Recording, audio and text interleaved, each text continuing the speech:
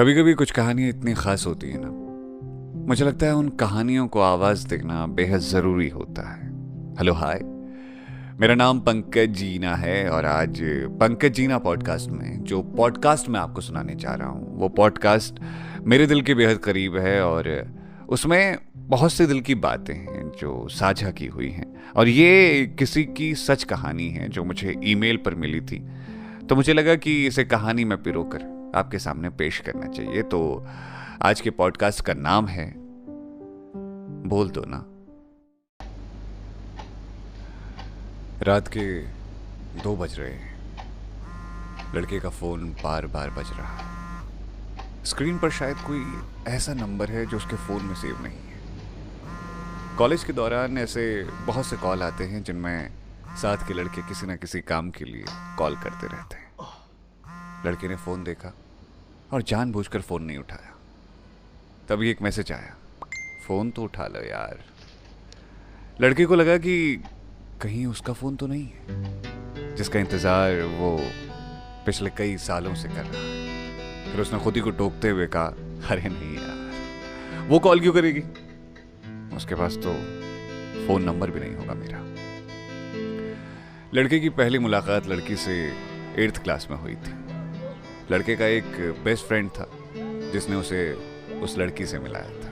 यार ये मेरी बहन है, मतलब चाचा की लड़की, और ये भी अब हमारे साथ इसी स्कूल में पढ़ने वाली है। लड़के ने मुस्कुराते हुए उससे हाथ मिलाया। लड़के को उस वक्त तो कुछ ऐसा फील नहीं हुआ, लेकिन वो लड़की इतनी प्यारी थी और उसकी आदतें कुछ ऐसी थी कि लड़के को धीरे धीरे उससे मोहब्बत हो गई। कच्ची उम्र में जब इश्क होता है ना तो वो नफा नुकसान से बहुत परे होता है। 8वीं से 10वीं तक का सफर तो बस ऐसे ही निकल गया। लड़के को कभी कभी महसूस होता था कि वो दिल की बात कह दे, लेकिन लड़के का दोस्त लड़की का भाई था, इसीलिए दोस्त को परेशानी ना हो इस वजह से लड़के ने कभी कुछ नहीं कहा। प्यार में होना और मन में मोहब्बत को दबा कर रखना बहुत मुश्किल होता है ये वक्त। खैर, दिल में जो बात थी वो उसके दिल में ही रही। वो सब अब 11वीं में चले गए थे। इसी बीच किसी और लड़के ने उस लड़की को प्रपोज कर दिया और लड़की की खराब किस्मत की उस लड़की ने हाँ भी कह दिया। लड़का बहुत उदास था उस दिन। 1-2 दिन तो वो स्कूल भी नहीं आया। उसने सोचा कि जब उसे किसी और के साथ देखूंगा ही नहीं तो तकलीफ कैसे होगी। लड़के को इस बीच ये अफसोस भी हो रहा था कि काश उसने बोल ही दिया होता, या तो हाँ होती या ना। लड़का कभी कभी उस लड़की से अपने दिल की बातें कहने की हिम्मत जुटाता, लेकिन फिर अचानक रुक जाता। कहते हैं कि इश्क जब अधूरा रह जाता है तो बंदा शायर हो जाता है। लड़का शायर तो नहीं बना, लेकिन कुछ टूटी फूटी लिखावटें लिखने लगा था। वो दिल की बातों को जोड़कर उनको पंक्तियों में ढालकर उस लड़की को सुनाया करता। लड़की को बड़ा पसंद था उसे सुनना। वो उसकी लिखी हुई लिखावट पर कहती, यार कितना प्यारा लिखते हो तुम, तुम्हारी गर्लफ्रेंड ना बहुत हैप्पी रहेगी तुमसे। लड़का इस बात पर मुस्कुरा देता। उसे जलन तो होती थी लड़की के बॉयफ्रेंड से, लेकिन वो खुश इस बात से था कि वो कम से कम उसकी दोस्त तो है। वो लोग जो मोहब्बत पूरी नहीं कर पाते ना, वो दोस्ती का नाम देकर एक रिश्ते के साथ खुश हो लेते हैं। देखते देखते 1 साल बीत गया। 12वीं में जब वो पहुंचे तो पूरे देश में कोविड ने दस्तक दे दी। देश में लॉकडाउन लग गया था। पूरी 12वीं की पढ़ाई उसके घर से ही हुई।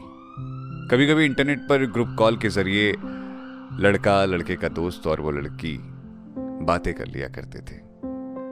लड़की उसे कभी कभी छेड़ते हुए कहती, तो आजकल कुछ पढ़ भी रहे हो या फिर पोइट्रीज लिखना चल रहा है। लड़का कहता, बस दोनों चीजें एक साथ हैं। पता नहीं क्यों लड़के की कभी हिम्मत नहीं हुई लड़की के आगे कुछ कहने की। 12वीं पूरी हुई और लड़का डिप्लोमा करने के लिए दूसरे शहर चला गया। इसी बीच उसने तय किया कि वो अपनी सारी यादें हटाकर दोबारा से अपनी ज़िंदगी को शुरू करेगा। इस ज़िंदगी में उसे किसी के इश्क को अधूरा रखकर जीने की ज़रूरत नहीं है। लड़के ने फेसबुक, इंस्टाग्राम, व्हाट्सएप सब डिलीट कर दिया। इनफैक्ट अपना नंबर भी बदल लिया। वो स्कूल के सारे दोस्तों से अचानक दूर हो गया था। वैसे जब आपकी फीलिंग्स आपके कंट्रोल में ना हो ना, तो आपके पास बस दूर चले जाने का ही जरिया बचता है। इस बीच लड़का कुछ दिनों की छुट्टियों में घर आया। वो कमरे के अंदर बंद रहकर सिर्फ फिल्में देखा करता था। एक दिन उसके दरवाजे पर किसी ने दस्तक दी। उसने दरवाजा खोला तो देखा सामने स्कूल का वही दोस्त था। उसे देखते ही वो गुस्से में बोला, बहुत बड़ा आदमी हो गया ना तू, नंबर बदल लिया, शहर बदल लिया, तो साले दोस्त भी बदल लिए होंगे। लड़के ने मुस्कुराकर अपने दोस्त को अंदर आने को कहा। फिर उसने हिम्मत करके अपने दिल की बात डरते डरते उसे बता दी। उसके दोस्त ने कहा, देख मैं ये बात जानता था, लेकिन मैं क्यों बोलता जब तेरे अंदर हिम्मत नहीं थी। वैसे अगर तू चाहे तो उसे दिल की बात बोल सकता है, वो घर पर ही है। लड़का अपने दोस्त के साथ स्कूटी में बैठकर उसके घर चला गया और दोस्त ने उन दोनों को अकेला छोड़ दिया। लड़के ने मौका देखकर पूरी हिम्मत जुटाई और कहा, यार मैं कह रहा था कि मैं तुमको तुमसे मुझको मैं मिस कर रहा था यार तुमको। अच्छा तो फोन कर लेते, लड़की ने कहा। तो लड़का बोला, अरे वो बस नए कॉलेज में बिजी हो गया था ना, तो नंबर तो नहीं बदलते। लड़के ने कुछ देर इधर उधर की बातें की और फिर वो बिना कुछ कहे वहां से चला आया। बात अधूरी रह गई थी। इस बीच लड़का अपने दोस्त से व्हाट्सएप पे जुड़ा हुआ था। दोनों बातें करते थे, लेकिन लड़की से उसने अपना नंबर शेयर नहीं किया था। आज रात जब अननोन नंबर से तीसरी बार कॉल आया ना, तो लड़के ने फोन उठा लिया। हेलो। इतना टाइम लगता है फोन उठाने में? दूसरी तरफ से वो लड़की थी। लड़के ने घबराते हुए कहा, अरे वो मुझे लगा हॉस्टल में किसी का फोन है। तो तुम हॉस्टल में किसी से बात करने लगे हो? नहीं, मुझे लगा वो किसी ने काम से फोन किया होगा। रहने दो, तुमसे नहीं होगा। जब पूरे स्कूल के टाइम में तुम मुझे दिल की बात नहीं बोल पाए तो अब क्या बोलोगे? एक मिनट, तुम्हें पता था पहले से? हाँ पता था। और वो लड़का जिसने प्रपोज किया ना, उससे ब्रेकअप 11th में ही हो गया था। आज भी अगर मैं कॉल नहीं करती ना तो तुम लिखते जाते मेरे बारे में। इसलिए सुनो, मुझे भी प्यार है तुमसे, बस बोला नहीं, क्योंकि लड़कियां पहले नहीं बोलती, बुद्धू कहीं के। उस रात लड़का बिल्कुल सो नहीं पाया। इतने बरसों के बाद उसकी मोहब्बत उसके पास आई थी और वो ऐसे में चैन से कैसे सो लेता भला? लड़के की किस्मत अच्छी थी कि उसे मोहब्बत मिल गई। हर किसी की ऐसी किस्मत नहीं होती, इसीलिए अगर किसी से मोहब्बत है तो बोल दो। तो ये था आज का पॉडकास्ट।